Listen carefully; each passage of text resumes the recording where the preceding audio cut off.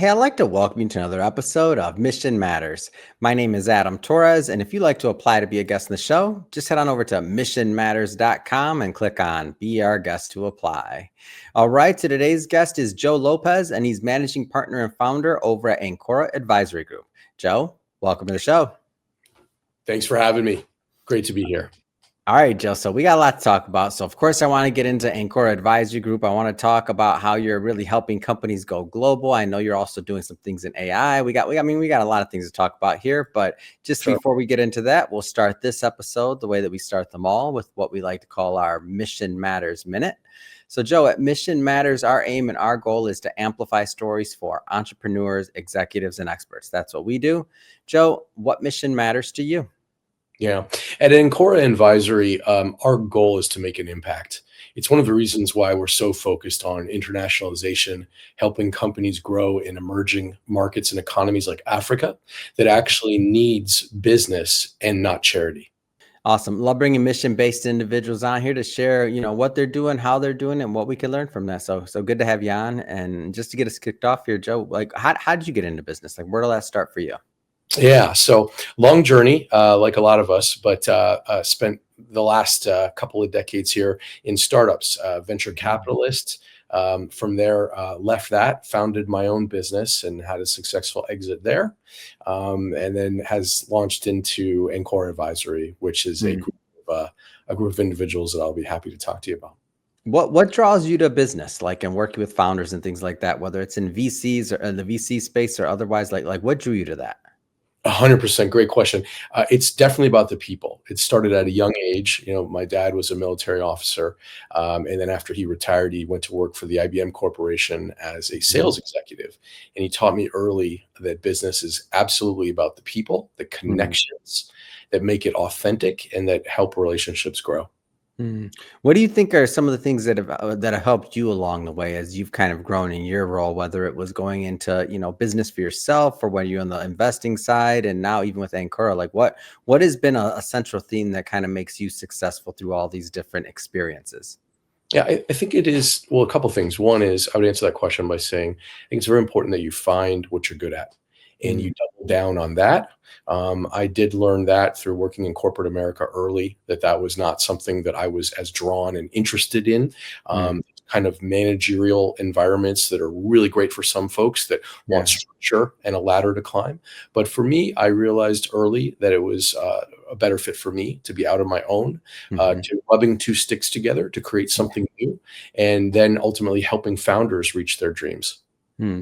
Why do you enjoy working with founders? Because that's not an easy thing to do. Like as founders, maybe a different personality, depends on what you're doing. But what draws you? A lot of different things you could do. You're a smart person, like big skill set. Why founders? Yeah, I think for me, founders, it's all about their dream. Because at the ultimate, what you're dealing with is people that have a dream, and it's an honor to be able to talk to them about helping it make them come true. And in some cases, talking them off the ledge and saying that, you know what, let's take a look at this and becoming a mentor. I have a lot of great mentors that have helped me over the years. So I feel very privileged to be in a position to help others. What are some of those characteristics or traits that you found have go into like making a good founder? Because you've worked with a lot of them. So what have you seen over the years? Flexibility, adaptability are probably the two most important, immediately followed directly underneath that with durability. So making sure that you don't go down, never giving up, but at the same time being adaptable and flexible to the market. When you found a business, it often a year later is very different than what you originally came up with as your idea. And that's okay. Being flexible to the market. And when you decided, speaking of that, when you decided to go from like the VC space or investing and working with other founders to starting your own business, I mean, that was a shift, right? That's a change. What was that like? Yeah, definitely. It was a unique Now situation. you're on the other side of the table, right? Yeah, it was a unique situation. Luckily, I had great partners behind me, both financially and operationally, and it led to a very successful business that will be around for the next 40 years.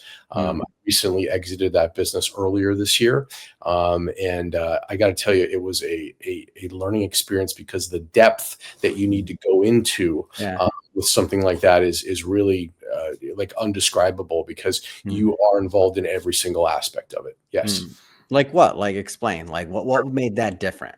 Yeah, what makes that different is that whatever that business is, you live, eat, and breathe Hmm. every component of what that product or service is and nothing else.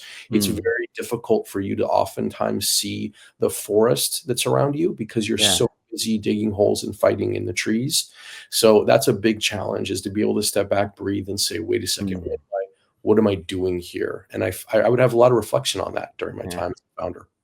Yeah. Anything that you would have that you learned along that particular experience that maybe you're like, man, I could have did this differently, or like any like key takeaways or things that you learned that you're like, oh, I wasn't expecting that. Oh, absolutely.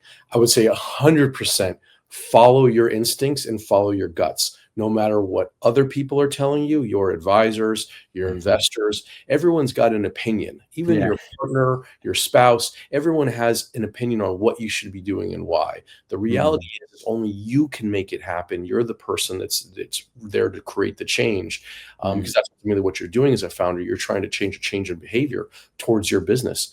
And so only you can trust yourself, and you have to sleep at night with your decisions. So my advice is, do not listen to others and gather Yeah. information, but there is no playbook. Yeah. And how do you stay strong in that environment or that situation? Because it's hard, right? Because you like I like like what you said, you got different advice, you have different things from very well-meaning people, right? Like whether it's a spouse, a partner, whatever, like they very well-meaning people. And maybe that, advice can hurt people even from what from well-meaning people. How do you stay strong? How do you stay on that how do you hone that gut instinct to keep going on that path? Yeah, you really have to have your compass aligned to Mm. just have a true north where you know inside. It's again back to a dream, back to Yeah. something only you have, that you are the one at night that has to sleep with this. So Hmm. you've got to follow what you believe is the right path. And then at least if something didn't work out, you did it your way. If you Hmm. have regret, it's going to come from listening to others and pivoting and doing things because you were reacting too much. Yeah. It's great. And so let's shift gears a little bit here, or focus a little bit, and get in a little bit more into Ancora Advisory Group. So maybe start by telling me a little bit more about the company. Yeah, Ancora is really a group of individuals that came together in graduate school Mm. in the UK. Earlier this year, I realized as I was sitting in a room in England, the people that I was sitting in that room with are just incredibly uncommon. It was a group Mm. of what I like to call superheroes, Yeah. ninjas, for lack of a better term, that would be impossible to gather. And no offense to our big brother consulting firms who go out and recruit from the Ivy League with really Hmm. exceptional young talent. This is a senior group, a group Hmm. that's of past CEOs of multi-billion-dollar corporations to Hmm. policymakers, diplomats, and people that can. We walk into a room with a mid-sized company, these mid-market businesses, they would never have access to a group like this. Hmm. So for us, that's a very unique thing. The other Hmm. piece of it is that we're very focused on internationalization and Hmm. helping our clients grow beyond borders. So at our core, we're an advisory firm that Hmm. listens to clients and helps them, give them a pathway to growth, either through internationalization or just looking at their business and seeing how we can help. Mm. Can you give me an example what that can look like internationalization, and just to kind of wrap my head around this, and like a business that wants to expand? Absolutely. Some of our clients are UK-based companies that Hmm. want to be into the US market. The US market right now is really the best in the world in terms of economic recovery after COVID. Mm. So we've really got a lot here when we're in the US, particularly I'm in California, I know you are as well, Hmm. which is now the world's third largest economy of nations, by the way. Mm. Um, so there's a lot here that we can deliver back to our clients from other countries, and then Hmm. vice versa. We're looking at taking established Western businesses in the EU, in the US, into Hmm. emerging markets like the Middle East, and particularly in Africa and Hmm. in South America, because the Yeah. opportunities to do business there right now are massive. And it's I paint the picture of, like I mentioned to you about our Mission Matters moment. Yeah. It's about making an impact, and we can do a great deal more impact for a business and also economic development of a country and a Mhm. nation by doing business in these emerging markets. Now I know this is going to vary a lot because you're working in places from Europe to Africa to the US. Like every country is going to be different, right? Different rules, different things like that. But maybe there's some overlapping themes that can be taken away from this. And so the question is, when a company's thinking about entering a new market, what kind of things should they be thinking about when they're thinking about going to another country? Oh yeah, the question of why go global Yeah, is one that I'm asked for an opinion on, on a near daily basis. yeah. So that's a big question because it may be not necessary. Hmm. For example, if you're not executing to your abilities that you should be in the US, it's not worthwhile to go outside Hmm. of the country. Right here is the market where you should be executing on. Yeah. But if you're at a point where you've reached saturation, you've got market distribution everywhere, and you don't know how to enter these other markets, Hmm. that's where you need someone who can specialize and help you.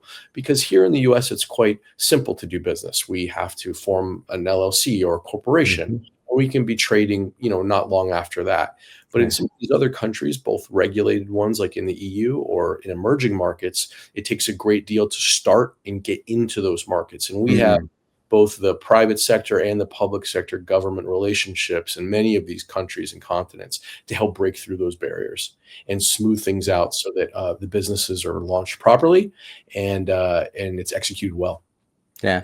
And I feel like, and correct me if I'm off on this, but when you're working with somebody that's launched in markets like many times, then you're not trying it for the first time and making possibly some obvious mistakes that you just wouldn't know. Like you might have the assumption that something works. So like taking the example of a company where that from the United States thinks that they're gonna, enter Africa or enter another country and it's just gonna kind of be the same thing, right? And then they find out afterwards, oh wait, I was supposed to do this. I didn't do this. Uh-oh, frozen bank account here, this there, like, uh-oh, how'd that happen?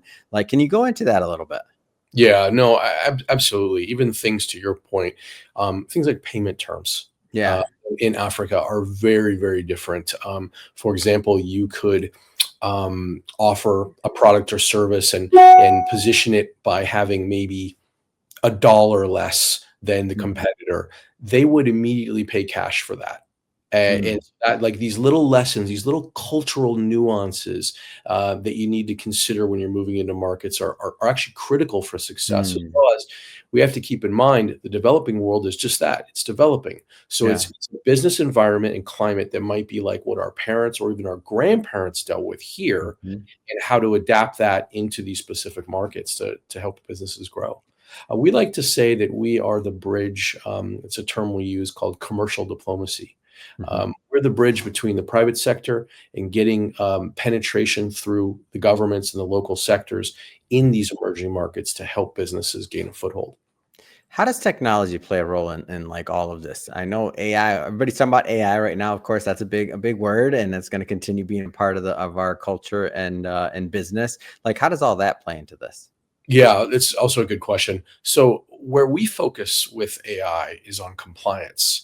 Mm. Some of the new trends that are happening in AI, and we're fortunate, and some of our advisors and partners on our team are some world class specialists in Mhm.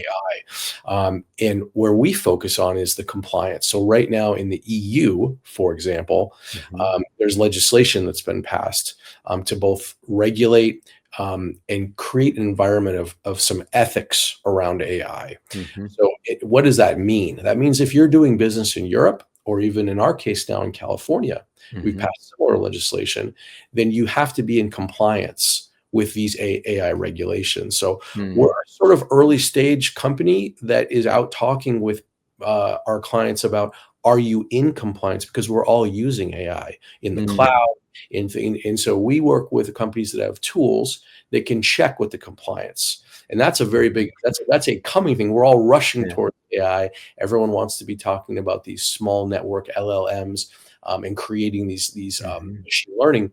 But the reality is the next step is to be in compliance and ensuring Mm. that we're doing things ethically with Yeah. AI. So you have a unique vantage point, Joe, because you're looking at the world, you work with a lot of different companies and just in your consulting practice, like your access is unique. Let's talk about money. Like where's the money to be made right now? Like where are you seeing opportunity? If it's countries, markets, industries, like where are you seeing opportunity? The question that I get asked most on a weekly basis is about what's going to be happening in the world going forward with certain elections, the threats of tariffs, the wars that are happening geopolitically. A lot of the questions that were posed are about that, and how is that going to impact my business? How should I be planning for that? The scenario planning that's involved with it. What are the steps I need to take as the CEO or an owner of my business to ensure that my supply chain, that my tariffs are not, these tariffs are not interrupting that. So those are the things that I think we find that we find ourselves not being able to even respond to the amount of input, questions that we have coming in for that. That's an area that people around the world are really nervous about. It's an area of uncertainty, and because of the uncertainty, there's opportunity there, of course, for business. So any particular countries or like where are you seeing this? So, when I grew up, the world was focused on trading blocks. So there was this new thing called the EU that was coming out. Then in the US, we had NAFTA, which was the affiliation between Canada, the US, and Mexico. And then there's a trading block in Asia called ASEAN. And those blocks went away over the last few decades. The world's been more focused on globalization, trying to lift up these emerging economies through everybody outsourcing components and services through different businesses. We're shifting now. We're in the middle of a new shift back into something similar like trading blocks and nationalization. And that's where people are getting confused and kind of really business leaders are wanting to understand what's next for us. How do we navigate these waters? And that's where we come in with our unique vantage point, because we have brilliant researchers on our team, but beyond that, we're out on the ground in Africa, in the Middle East. And that's really where in Asia and South America, that's where you really learn what's actually happening before even the media or the researchers and the economics professors pick it up. Talk to me about risk, like some of the risks of and in the other side of this, like obviously you mentioned like if you're not ready to go like global, then you shouldn't maybe because you're not maximizing where you're at, maybe focus on that first. But like, what are some of the risks of going global? Yeah, no doubt. I think anytime you're in a business and you don't want to ever get over your skis, right? And over deploy yourself chasing new sales when you can't even execute what you have going on in your home country, or there's better opportunities in your home country from a competitive perspective. I can't name the client, but there's a near 100-year-old company that we're working with in California. And that's an issue that they have, is that they continue to see sales slide. So they're looking for outward facing markets that they can go into. But once we dug into the data, we realized they just need to make some small product adjustments. We need to do some small things here with their distribution. And they're going right back on the right track. So the risk is like anything, you're going to get over your skis. You're not working with teams who can help you internationalize, globalize. Those are areas of opportunity where you think, oh my gosh, I can find my cousin's friend or a distributor who lives in Switzerland. They'll handle it for me. I can't tell you how many of those balls we had to unwrap. So. Oh, that's a great story. And it happens, right? Like sometimes people don't even know that a company like yours exists, right? Like they don't know that they can go out and they can find a team of experts, as you mentioned, or your superheroes. I think that's what you called them, right? I think that's what you said. They don't know there's a team of superheroes going global out there, right?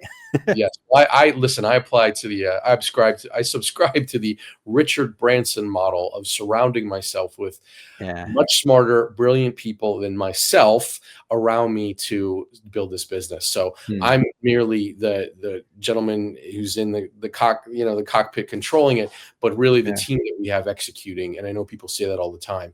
It's the team, but this team is an impossible team to have ever assembled. I can honestly tell you that.